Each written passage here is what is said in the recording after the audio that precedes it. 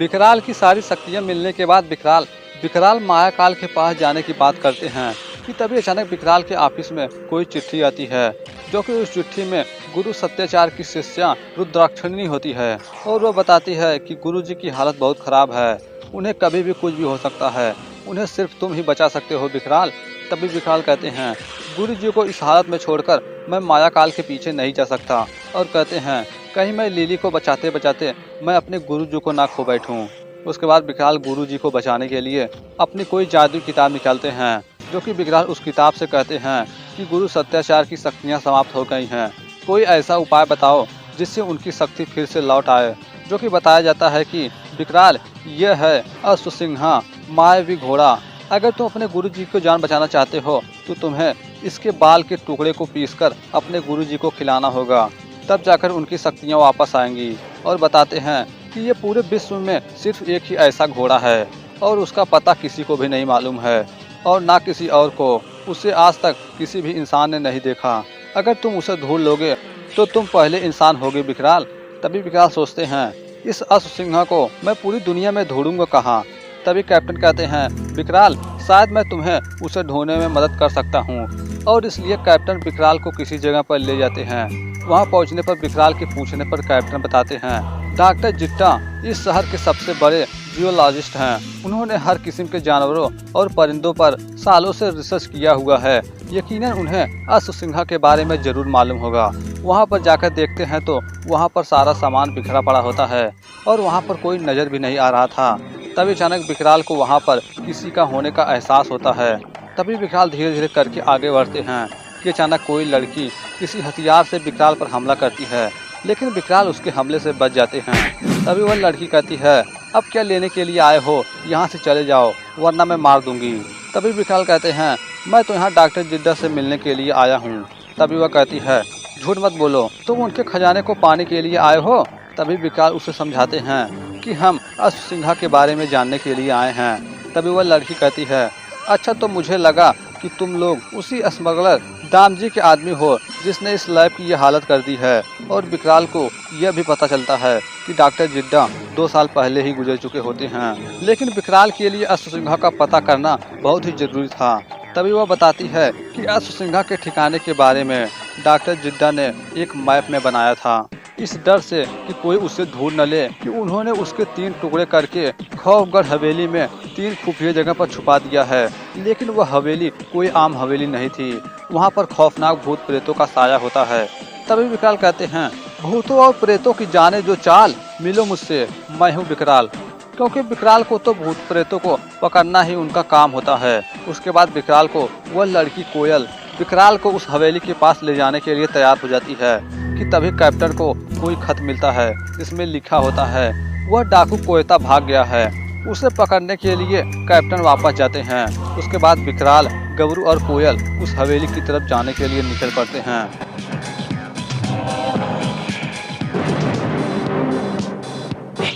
वहाँ पहुँचने के बाद विकराल लाल चश्मा लगाकर देखते हैं तो पाते हैं कि उस हवेली के चारों तरफ भूत प्रेतों की आत्माएं वहाँ पर मंडरा रही होती हैं।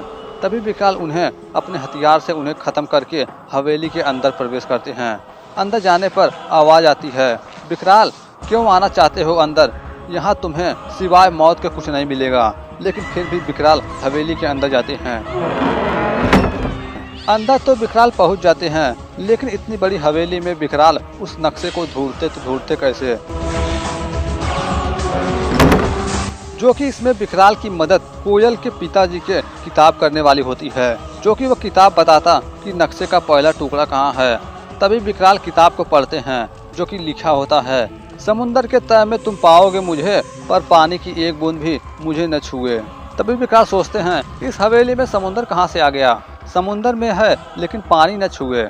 और इसी के बारे में विकराल सोच रहे होते हैं और हवेली को देख रहे होते हैं कि विकराल की नज़र वहाँ पर पड़े किसी पेंटिंग पर पड़ती है, जो कि उस पेंटिंग में समुंदर का चित्र बना होता है, जो कि वहाँ पर विपरीत भी विकराल के चारों तरफ मंडरा रहे होते हैं।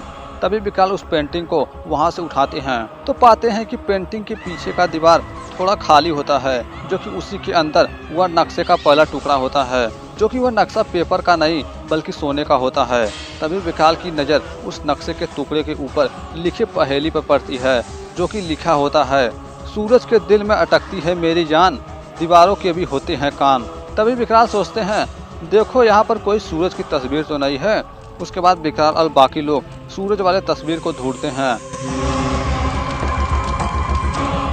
तभी वहाँ पर स्टैचू के रूप में खड़ा पहरेदार कोमल के ऊपर हमला कर देता है कि तभी विकराल अपनी शक्तियों से उसे खत्म कर देते हैं। और इसी का मौका देखकर गबरू उस सोने के नक्शे के टुकड़े के पास जाता है और सोचता है, गबरू विकराल तो इतना होशियार है कि आराम से बाकी टुकड़े का हिस्सा ढूंढ लेगा। उसे ना तेरी जरूरत है और ना इस टुकड़े की। और गबरू उस टुकड़े को चुरा लेता है कि तभी विकराल आकर उसे पकड़ लेते हैं कि तभी अचानक इसी बीच में विकराल को जमीन पर कोई अजीब तरह का बटन देखने को मिलता है।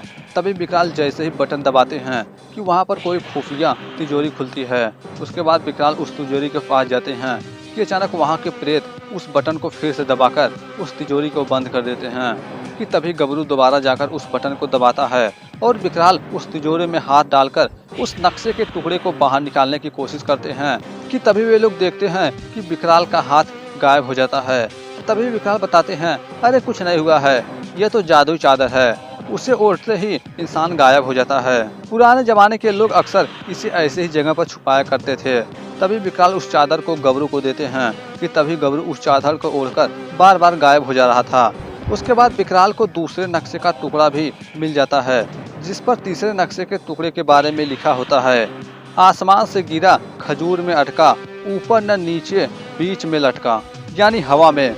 उसके बाद तीसरे नक्शे के टुकड़े को वे लोग ढूंढने की कोशिश करते हैं और इसी के बीच में अचानक कोई प्रेत गबरू का पैर पकड़ लेता है, जिससे बचने के लिए गबरू वहां से उड़कर ऊपर लटके किसी झूमर में जाकर लटक जाता है। उसके बाद विकराल उस प्रेत के हाथ को खत्म कर देते हैं। उसके बाद विकराल गबरू को नीचे उतरने के लिए कहते हैं कि तभी अचानक गबरू को उस झूमर में से नक्शे का तीसरा भाग मिलता है और इस तरह गबरू की वजह से विकराल को नक्शे का तीसरा और आखिरी भाग मिल जाता है। उसके बाद नक्शे के तीनों टुकड़ों को आपस में जोड़ा जाता है, जिसकी वजह से विकराल को अश्वसिंघा के ठिकाने यानी भयभीत के जंगल का पता चल जाता है, जहां पर वह अश्वसिंघा पाया जाता है।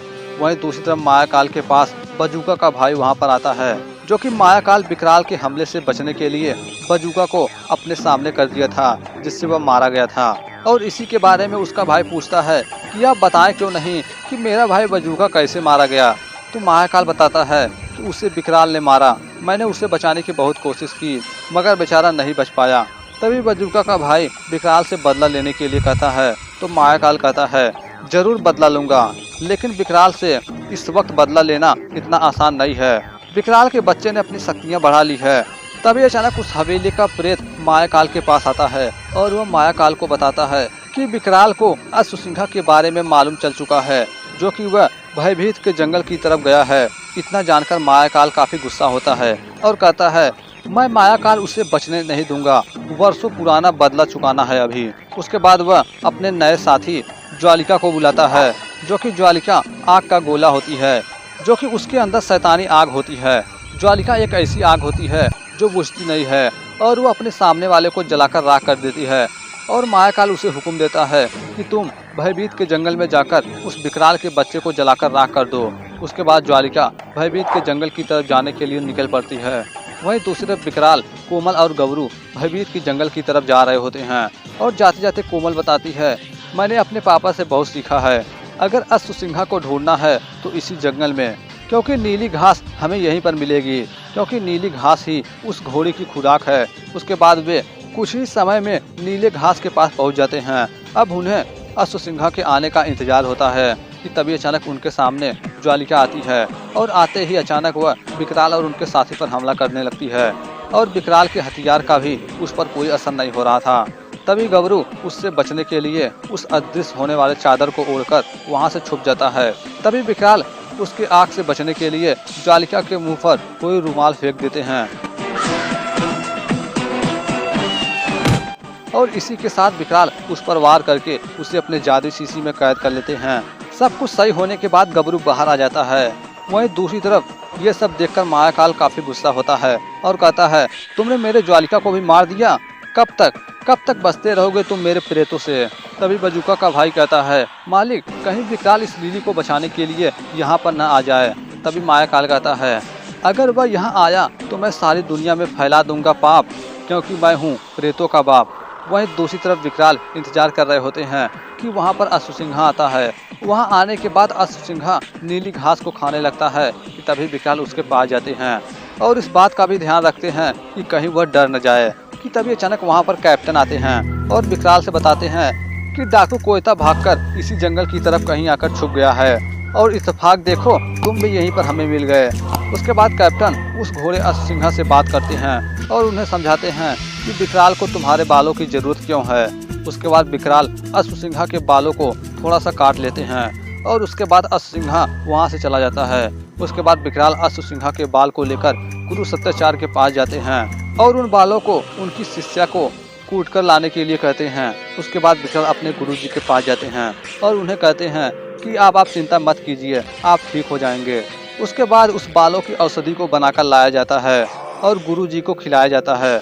उसे खाते ही सत्याचार की शक्ति वापस आने लगती है और वे ठीक होने लगते हैं बिल्कुल पहले की तरह और आखिरकार सब कुछ ठीक हो जाता है। गुरु सत्याचार बिल्कुल ठीक हो जाते हैं।